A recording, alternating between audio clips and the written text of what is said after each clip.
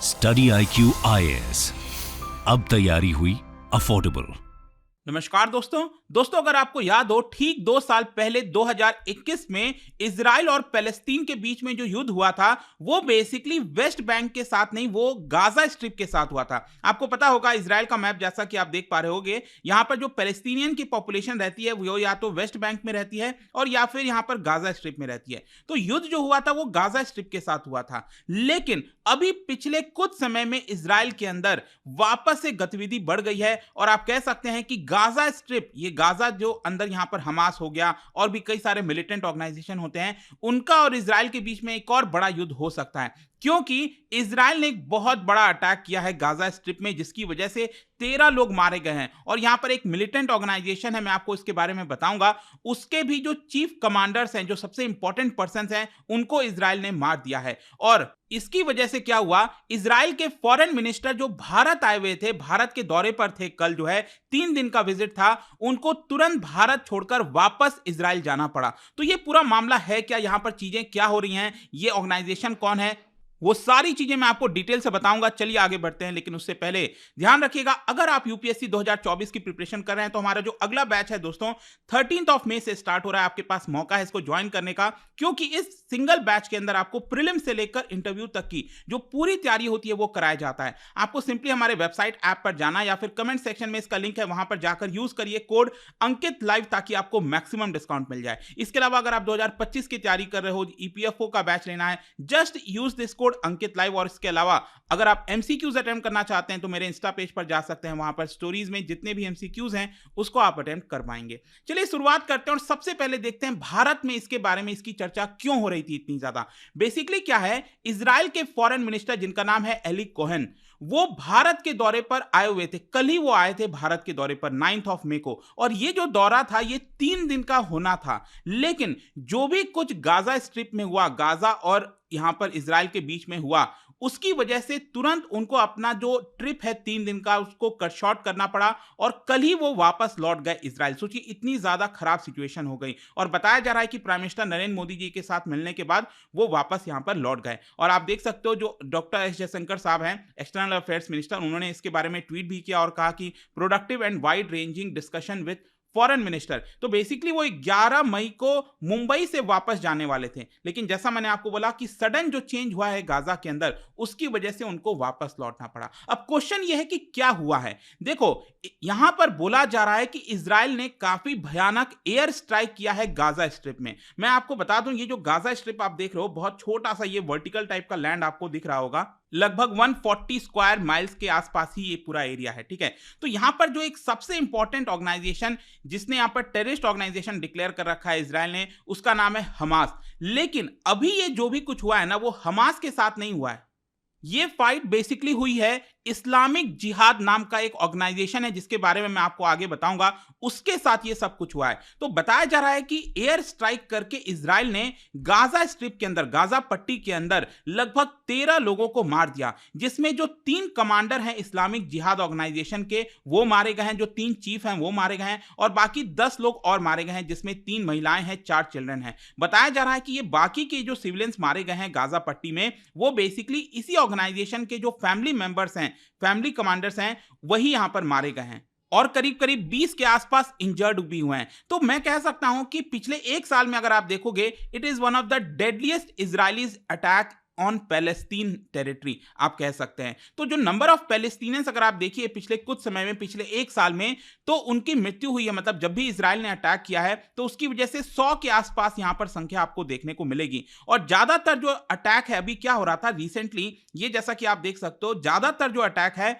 वो West Bank के साथ हो रहा था, इजराइल और वेस्ट बैंक, यहां पर इन दोनों के बीच में हो रहा था। लेकिन 2 मई से अचानक से जो पूरा टर्न है वो दूसरी तरफ शिफ्ट हो गया है, और अब जो अटैक है इजराइल और गाजा पट्टी के बीच में हो रहा है। और गाजा पट्टी मैंने आपको पहले ही बोला, ये जो है बेसिकली आपका हमास का स्ट्रांग होल्ड है, इसको आपको ध्यान में रखना है। और ये गाजा स्ट्रिप जो है बेसिकली काफी ज्यादा पॉपुलेटेड एरिया है, डेंसली बहुत करीब करीब यहाँ पर काफी सारे लोग एक छोटे से एरिया में रहते हैं आप कह सकते हैं। और ये जो शहर है इसका बॉर्डर भी ध्यान से रखिएगा आपके एग्जाम पॉइंट ऑफ व्यू से, नीचे के साइड सदर्न साइड में आप देखोगे तो इजिप्ट के साथ, इजिप्ट का ये आपको पता होगा ना सनाई पेनिनसुला के बारे में, उसके साथ ये बॉर्डर शेयर करता है। और इसके लेफ्ट साइड में आप देख सकते हो जो वेस्टर्न वाला साइड है वहां पर बेसिकली जो मेडिटेरेनियन सी है वो आपको देखने को मिलेगी। और एक तरह से आप कह सकते हैं कि इजराइल ने ब्लॉकेड लगा रखा है, मतलब गाजा स्ट्रिप के साथ कोई भी ट्रेड वगैरह कुछ भी, मतलब एक प्रकार से पूरा जो ब्लॉकेड होता है वो पिछले 15 साल से इजराइल ने यहां पर लगा रखा है। लेकिन अब क्वेश्चन ये है कि वायलेंस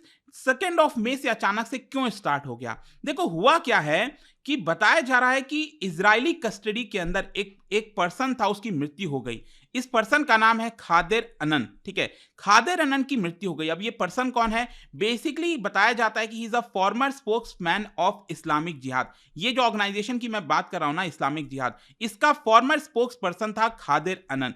तो जब इसकी मृत्यु हो गई इजरायली कस्टडी के अंदर, तो यहां पर गाजा पट्टी से बहुत सारे रॉकेट लॉन्च किए गए। मतलब कि जब ये हुआ तो गाजा पट्टी से बहुत सारे जो रॉकेट है वो इजराइल की तरफ लॉन्च किए गए, जिसको लेकर इजराइल सहन नहीं किया। और आप बताया जा रहा है कि मंगलवार की सुबह सुबह जो है आईडीएफ, इजरायली डिफेंस फोर्सेस ने ऑपरेशन शील्ड एंड एरो के तहत यहां पर ऑपरेशन लॉन्च किया, ऑपरेशन शील्ड एंड एरो, और उसके तहत 40 फाइटर जेट और अटैक हेलीकॉप्टर के माध्यम से कई सारे स्ट्रिप जो है वो गाजा पट्टी में किया है। और इसी के तहत बताया जा रहा है कि 10 इस्लामिक जिहाद टारगेट्स पर अटैक किया गया है। इजराइल का यह कहना है कि जहां जहां पर गाजा पट्टी में रॉकेट्स और वेपन्स को बनाया जाता था, मैन्युफैक्चर किया जाता था, हमने उसको डिस्ट्रॉय किया है। और इसी बीच बहुत सारे लोगों की जानें गई हैं। अब क्वेश्चन ये है कि ये जो पर्टिकुलर मैंने आपको बताया इस्लामिक जिहाद, ये है क्या?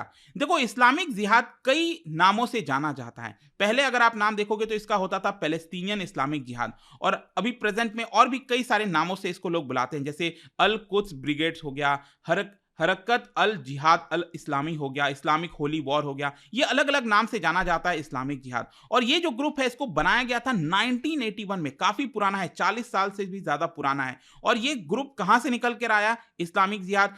अगर आपको याद हो, इजिप्शियन सुन्नी इस्लामिस्ट ग्रुप था एक, जिसका नाम है मुस्लिम ब्रदरहुड, जिसकी शुरुआत इजिप्ट में होती है, लेकिन पूरे मिडिल ईस्ट में इसके अलग अलग ऑर्गेनाइजेशन देखने को मिलते हैं।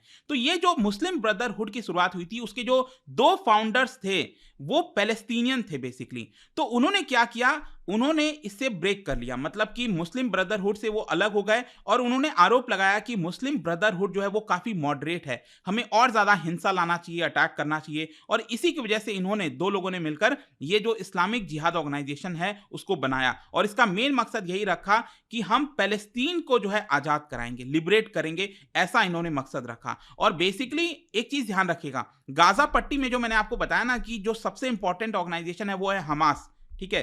तो अगर हम डिफरेंस देखें हमास और ये जो इस्लामिक जिहाद है, तो हमास बेसिकली इलेक्शन वगैरह भी लड़ता है, हमास की तरफ से अटैक भी किया जाता है, मतलब कि उसके अंदर आपको मिलिट्री विंग भी देखने को मिलेगा, और हमास जो है चुनाव वगैरह भी लड़ता है, तो इसका पॉलिटिकल विंग भी देखने को मिलेगा। लेकिन जो इस्लामिक जिहाद है इसका कोई पॉलिटिकल विंग नहीं है, और ये कहता है कि हम पॉलिटिक्स में 2 स्टेट सोल्यूशन में बिलीव नहीं करते हैं। मतलब कहा जाता है ना कई बार कि चलो इजराइल भी रहेगा, पैलेस्तीन भी रहेगा, तो इनका कहना है कि हम उस पर बिलीव नहीं करते हैं। हमारा सिंपल मकसद है, हम आर्म्ड ग्रुप खड़ा कर रहे हैं और कई सारे रॉकेट्स और गन्स के माध्यम से पैलेस्तीन को लिबरेट कराएंगे। और इनका जो डिक्लेयर्ड गोल है, इनका अल्टीमेट जो गोल है वो यही है कि इजराइल को लिक्विडेट करना, खत्म करना, और जो इस्लामिक रिपब्लिक है उसका रूल स्टैब्लिश करना। और जो पहले 1948 के पहले हुआ करता, क्योंकि आपको पता ही होगा पहले जो इजराइल का वजूद आया वो बेसिकली 1948 से आया है, ठीक है। तो वहां से उसको लैंड मिला, धीरे धीरे कई सारे वॉर हुए, तो बहुत सारा लैंड बेसिकली इजराइल के अंडर में आज के डेट में आपको देखने को मिलेगा। तो इजराइल तो एज अ देश है, कंट्री है, लेकिन पैलेस्तीन का रिकॉग्निशन नहीं है यूएन के अंदर, जैसा कि आपको पता होगा। फिर ये जो इस्लामिक जिहाद है मैं बता दूं, इसको स्पेशली जो है, देखो ये भले ही सुन्नी ग्रुप है और इसको सपोर्ट मिलता है ईरान से, और आपको पता ही होगा ईरान एक शिया ग्रुप है, लेकिन उसके बावजूद भी जो जो ईरान है, बेसिकली ये ईरान आप देख रहे हो, ये काफी हद तक सपोर्ट करता है इस्लामिक जिहाद को, भले ही वो सुन्नी ग्रुप हो। इसका मेन कारण यही है क्योंकि इजराइल और ईरान में बिल्कुल भी नहीं बनती है, तो ईरान उन सभी लोगों को सपोर्ट करने की कोशिश करता है जो इजराइल के खिलाफ लड़ रहे हैं। तो इसके अलावा मैं आपको ये भी बता दूं कि लेबनान और सीरिया में भी इसका जो बेस है वो देखने को मिलता है। ये जो इस्लामिक जिहाद है उसका ये ऊपर लेबनान आप देख रहे हो, छोटा सा देश है इजराइल के जस्ट ऊपर, और ये सीरिया आप देख रहे हो, इन दोनों ही जगह पर यहाँ पर इसका बेस देखने को मिलेगा। और इस्लामिक जिहाद का काफी अच्छा संबंध है ईरान का जो रेवोल्यूशनरी गार्ड कोर है उनके साथ, ठीक है। तो ये सारी चीजें देखने को मिलती हैं, तो काफी ज्यादा टेंशन बढ़ गया। क्वेश्चन ये है कि आगे क्या होगा। देखो, इजराइल ने ये जो अटैक किया है फाइटर जेट्स के माध्यम से, इसको लेकर इस्लामिक जिहाद ने कहा है कि हम इसका रिवेंज लेंगे, बदला लेंगे। अब टेंशन ये है कि मान लो अब हमास जो है, हमास अगर इस्लामिक जिहाद को अब सपोर्ट कर देता है तो टेंशन बहुत ज्यादा बढ़ जाएगी, और कह सकते हैं कि आप यहां पर एक और युद्ध जो है देखने को मिल सकता है। 2021 में तो मुझे याद है, आई थिंक शायद 11 दिन के आसपास का ये पूरा युद्ध चला था, फुल फ्लेज वॉर चला था। समझ नहीं आ रहा था कैसे खत्म होगा, क्या होगा, लेकिन फाइनली 11 दिन के बाद चीजें थोड़ा सा कूल डाउन होना स्टार्ट हुआ, और जो स्ट्रॉन्ग साइकिल ऑफ वायलेंस है वो वापस से स्टार्ट हो सकता है अगर इस्लामिक जिहाद और हमास दोनों यहां पर एक साथ आ जाते हैं। वो देखना होगा आगे क्या होता है, बट आई होप कि जो भी कुछ हुआ है कल और जो भी इसका डेवलपमेंट भारत में हुआ, फॉरेन मिनिस्टर को जाना पड़ा, वो सारी चीजें आपको समझ में आ गई होंगी। और जाने से पहले एक इंटरेस्टिंग क्वेश्चन, क्या बता सकते हो कि एंशिएंट फोर्ट्रेस ऑफ मसादा ये किस वाटर बॉडी के सामने है? आपको बताना है कौन से वाटर बॉडी के सामने। एक बहुत ही फेमस एंशिएंट किला है जिसका नाम है मसादा।